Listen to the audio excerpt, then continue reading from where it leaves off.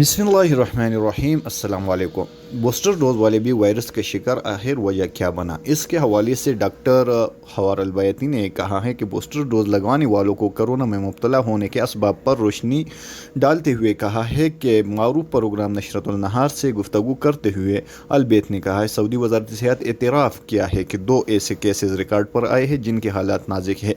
ये दोनों booster dose ले चुके थे, इसके बावजूद कोरोना वायरस के हमले से शदीद मुतासिर हुए। आखिर ऐसा क्या हुआ? बूस्टर डोज लेने के बावजूद कोरोना की शदीद हमले से दो चार होने के इतला पर शहरियों में गलबली मच गई।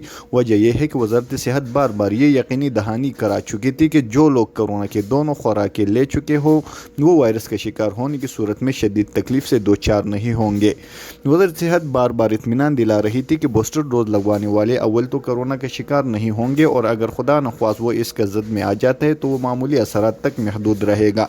डॉक्टर अलबैत ने यह बताया है कि 2 नए केसेस रिकॉर्ड पर आए हैं और जिनकी हालात नाजुक बताई जा रही है।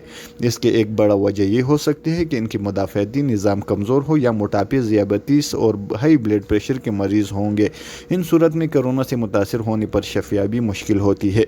डॉक्टर अलबैत का कहना है कि 90 ऐसे नाजुक केसेस रिकॉर्ड पर आए हैं जो दूसरी खुराक या फतगान के हैं। ये वो लोग हैं जिन्होंने दूसरी खुराक 6 माह कबल ली थी। इससे ज़ाहिर होता है कि इनका ताल्लुक़ इस ज़मरे से है जिनका मुदाफ़ाती निज़ाम कमज़ोर होता है।